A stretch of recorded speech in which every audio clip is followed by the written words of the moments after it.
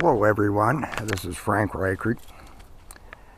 I'm back in my campground favorite areas in Central Oregon again. And I'm in an undeveloped, more or less semi-primitive camping area, which means no tables, and you're lucky if you have a fire pit that somebody else put in. That's about all you're going to get. There's no water. You got to carry everything in here. And I enjoy this. Hey, don't get me wrong, this is a beautiful place, all right? It's spectacular. Not a lot of people here yet. It's mid-May right now.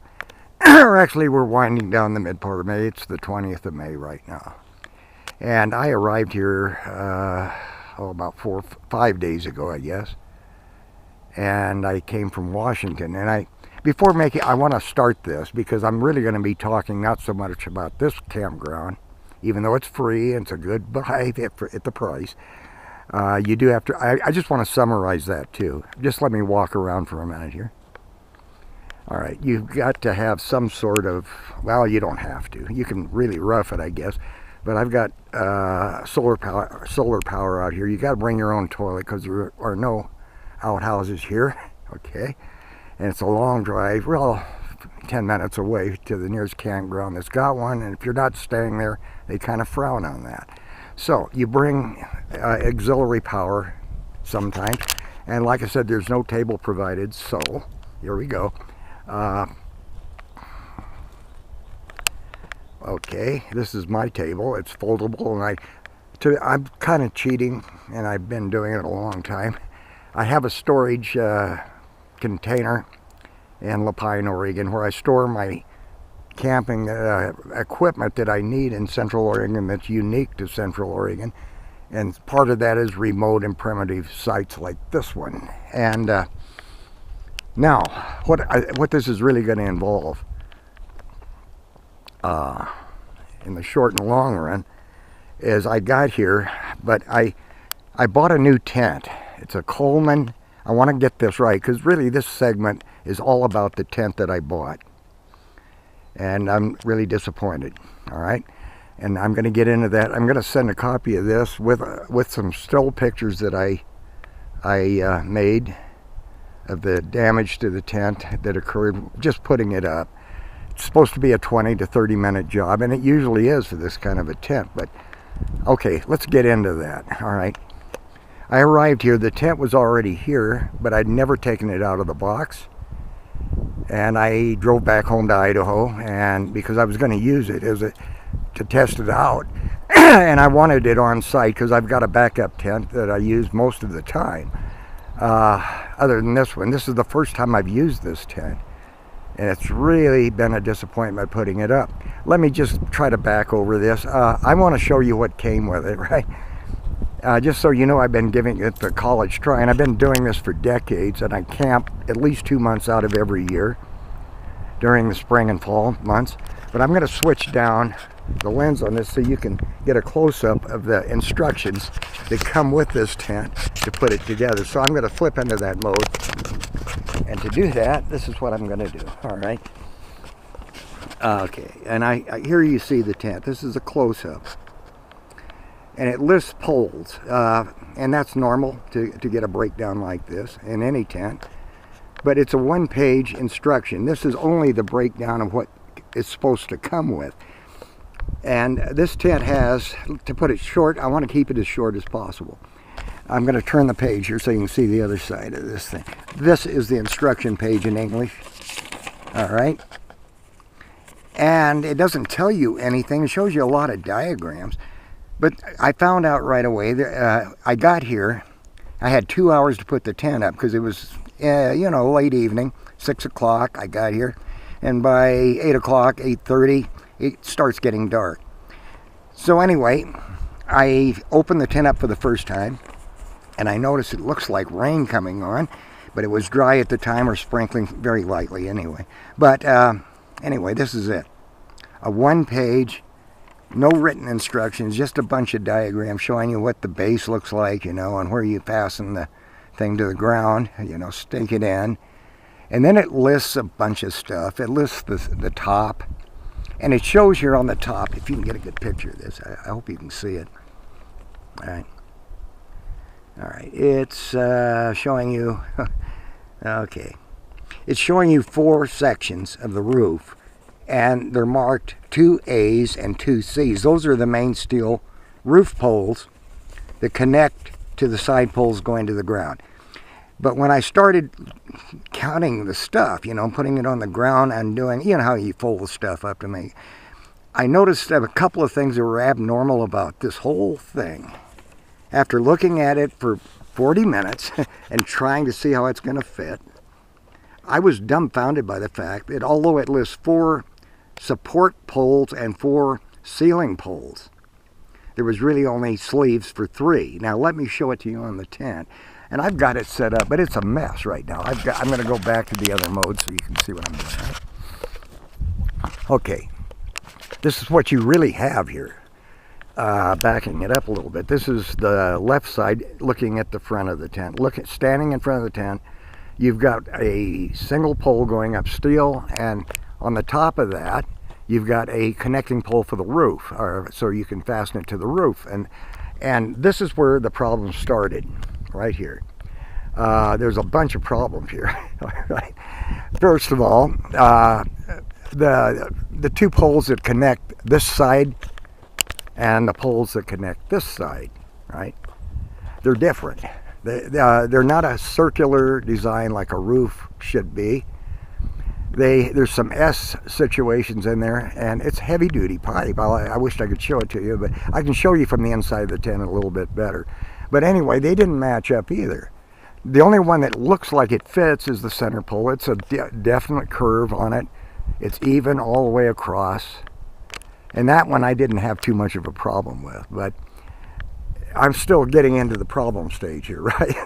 Okay, so now I'm looking at an hour plus trying to put it up because nothing is fitting right. There is not 4 poles, there's 3. So I assume that this is the C pole in the middle because there's supposed to be 2 of those poles, you know, separating, yeah, at different sides here in the center, as well as over here on the end, you've got the 2 A poles. And that is supposed to connect with the roof. And boy, what a mess that is. Because the 2 roof poles don't even look alike. And you've got to figure out which one goes where. This is what you're faced with. No instructions, no codes. None of these poles had color codes on them. I take that back. One of them did, okay? It was red. But the rest of them, it's up for grabs for you. You know, when you're putting your tent up, you've got to, in your mind, put it together. And I've done a lot of tents. This is the worst one I've ever had because it is less documented as far as instructions, as far as putting it together. Everything should have been coded properly, and it wasn't. Now, here's the real problem. Okay, it's starting to rain now, and it's starting to get in the dark stage where I could see the sun was going down over the horizon, and I'm desperate to put it up, and it's starting to rain a little heavier, and I had to get the canopy up there. I had it standing like you see it pretty much right now. And then I realized there's window poles on the right and the left. Now let me just show you this because this is fascinating. A fascinating case study of stupidity, if nothing else. I'm going to show you this. Right here, there's a window on the and one on the other side too. All right, this is where the window is, and it's sitting there. And you put the fiberglass pole this time, not a steel pole, through the sleeve. There's no place to fasten this thing together. This pole right here should snap into a sturdy pole or the ground. It should be long enough to reach the ground where there would be a pin or something down there to hold it. That's not the case here. It's just standing here in midair, floating around. And same on the other side when you walk over here. All right, check this out. Okay, now I know with the canopy it's less obvious, but here's the other fiberglass pole right here. And you notice it's just hanging here. There is no place to push it up and bend it and so it'll be stable. It's just hanging here. And I've checked on the pole, I've checked on the ground. There's no sleeves, there's nothing on the side. And so that's the Weathermaster 10-person tent. This is it. Now I'm going to take you inside the tent in a minute because you're going to see I usually come pretty well equipped. I do have a backup generator when I need to use some power here. And it's beautiful. It's a new Predator. And I've had some 2-cycle ones that I had to throw away after about a month. This one is just really nice, okay? I can even make coffee with it in the morning, all right? Or I can run a microwave in the tent. I'll show it to you in a minute, all right? So, like I said, I used to come as a kid up here camping because this is my area. Central Oregon is where I grew up. And so I love it here, and I love primitive sites too. I grew up doing this thing. But this tent, I just want you to see what a mess it is. Look at this. Look at this. This is really the tent. And I'm going to come down on the ground, and that's where the window ought to be. But again, you can't fasten these poles to anything and push it up. Where are you going to do that? Where is that going to happen? Okay, there's nothing on the side. There's nothing on the ground that supports anything like that I can see. And I've been trying for 3 days, 4 days now, to figure this tent out. After the first night, I was so disgusted, I wanted to put a match to it and torch it. But I didn't. I'm going to have to show this to Coleman and try to get either a refund or a replacement from him. And a replacement would be good if the equipment actually fits and does what it says it's going to do, and better instructions. And I will go on YouTube and see if I can get some setup instructions and see how that works. But see, it's advertised that you can have it, and it's true, you should be able to do it in 20 or 30 minutes. That's what my normal put up for a tent like this size would be. And this is a 17 footer, I believe, maybe 18, which is typical. I've got an Ozark Trail from Walmart that I can put up in 30 minutes. It's actually bigger than this tent is. It's a little bit bigger anyway. The windows are easy. Everything fits together just like it's supposed to. This way, they leave you guessing. They kind of give you parts, and some of the parts don't even look right. They don't go together right, as you can see here. Look at the side. This is an outer view. I'm going to take you inside and give you a better view in a minute. All right? Okay, let's go inside the tent. Okay. Oh, I don't really need to show you all this stuff, I guess, but I do come equipped with tables, for when I do primitive camping like this, and they don't provide a table in the campground. Not only you have to bring your own portable toilet like I did, and a shovel that can dig a hole and bury it. And again, here's the table in the back of the tent. And there's the outhouse over there. And it works fine. But here's another one of those things sticking out here and no place to go with it, right? Yeah, look at that. Look at that pole. It's just sticking out. This is the window pole on the, as you face the tent from the front, the left side of it. But it's the same on the front. If you go down the front, you can still see that pole sticking out down there. There's no place to fasten it to. It's just not there. Okay, nowhere. Not on the metal pipe going up, the support pipe. Nothing.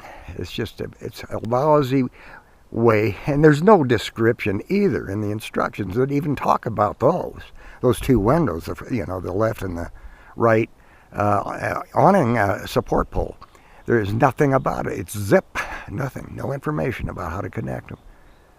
So I'm kind of disgusted with it, and like I said, I'm good at this. Okay, pretty good. Like I said, I spend 2 months a year camping in tents, and I still will do that as long as I can, But okay, now I want to take you inside just briefly. And it's a mess in there because I'm still trying to figure this tent out. It's destroying my whole time being here, just having to deal with this thing. It does have a good door, and this is something that is good. This is a plus. It's easy to construct too. There is a fiberglass support hinge door, or hinge that goes down. It's a D door, and then there's a fiberglass on the top that runs all the way around to the very bottom. And you've got a nice door here. Look at this. It just opens and it closes. It's got Velcro strips, and you can zip it down when you're ready to. Okay, let's go inside.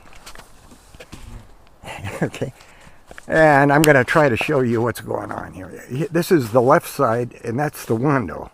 As you can see, you can't see the window because you can't push it out and fasten it down.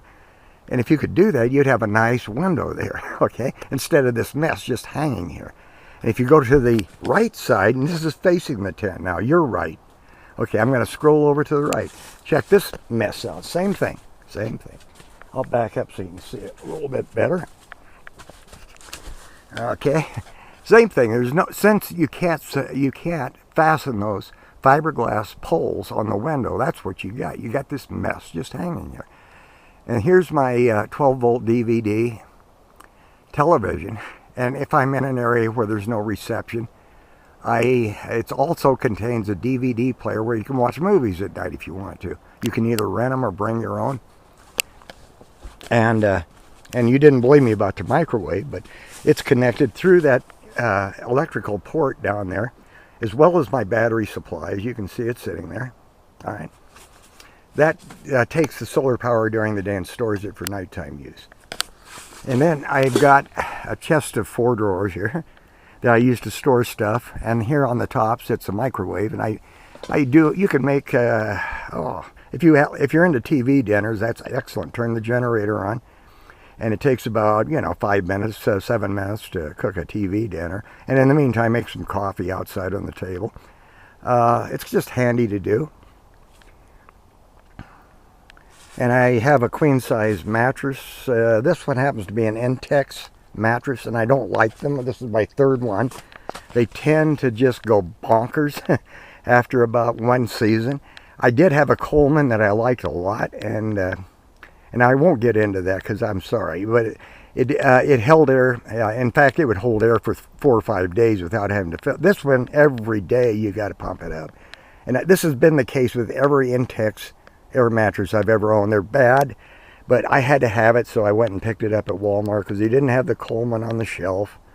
But the Coleman one is much more sturdy. It holds air better, and I won't get into the details. I won't do it, but I wouldn't buy, if I had a choice, I wouldn't buy an Intex air mattress again, but I did, okay? Because under the circumstances, that was about all I could do. Anyway, I'm going to go outside now. It's getting hot. This is the afternoon time, and the sun's coming down. I just want to talk about it, and I won't get into the tent thing. I'm going to send Coleman a copy of this, just so they know I'm not doing it behind their back, because I am going to put it on YouTube as well. As on my YouTube page. You can pick it up there. And in fact, I'll give you a link right now. Just when you get on YouTube, go to channel LIBNW, okay? Liberty Northwest, LIBNW, and check my videos there, because I got a bunch of outdoor videos like this. And this is the first time I've just done a video on a tent. I'm so disgusted with this one. And the dearth of information they give you, and the polling structure, nothing is coded properly, so it's easy. And in fact, even the instructions call for 4 poles, 4 sets of poles, AA and CC. Well, really, you've got an AA situation on the 2 ends, but you only have 1 C crossover in the middle instead of a 2 crossover thing, as the instructions say you should have. That's why it took me 40 minutes just to start putting it together, because the pieces weren't matching yeah. And when I started comparing the roof poles particularly, there were 2 of them, the 2 A poles, didn't even match each other. They were S designed. They weren't a curve, a complete curve. They went different directions and in different places. And you just wonder, who designed this thing? And I'm not sure it did. I'm not sure why it came as an incomplete package the way it did. Or a confusing package. But I'm going to let this go. Hopefully I'm going to be more positive and upbeat on my next camping video. But I wanted people to know, beware of the Weathermaster tin that Coleman makes. They claim it's waterproof, and it would be if it was working right, no doubt about it. But I did wake up the day after I got here. Like I said, it was raining, and there was water on 3 sides of the tent, the back side in places, and the right side and the left side, okay, where the bad parts are of this tent. We're just sort of hanging there on these poles with no place to go. All right. So it isn't a Weathermaster at all. It's a weather disaster tent is what I would call it. It's called the Weathermaster tent. I think they have an 8-person tent called Weathermaster 8. I believe they make that. And I don't know why this is the larger tent. I don't know why I got a lemon, or maybe Coleman just screwed up and designed it this way. I hope that's not the case. But anyway, I'm going to let you go, and it's a beautiful day today, weather-wise. It's got a cool breeze running through. But in the tent, with the sun coming down like this, it's pretty warm in there. Anyway, have a good vacation this summer. And if you're out camping, or please feel free to comment on this video. I'll post it on my YouTube page, LIBNW. It's easy to find, really. And then I've got a lot of camping videos in there of the different lakes I go to. And this is a beautiful place. I won't mention the name of it because it's free, and you get hordes of people up here, and it won't be free anymore. You're going to have a camp host in here, and they're going to make you pay for it. Right now it's a free campsite, but pick up your stuff if you come here. If you know where this place is, yeah, come here if you want, but when you get ready to leave, make sure you take everything with you and clean your campsite up, because the last thing I want is to see this turned into a pay for service site with camp hosts and all the rest of it. This is beautiful. Hey, take my word for it. All right, and have a good vacation this summer. Bye bye.